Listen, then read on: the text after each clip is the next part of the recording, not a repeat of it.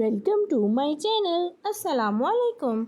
आइए जानते हैं इमामा नाम के मायने और इसकी तफसील। हमारा आज का बेबीज़ गर्ल्स नेम है इमामा। इमामा के इंग्लिश में स्पेल्स हैं IMAMA इमामा। ये एक इस्लामिक नेम है और लड़कियों के लिए रखा जाता है ये नाम।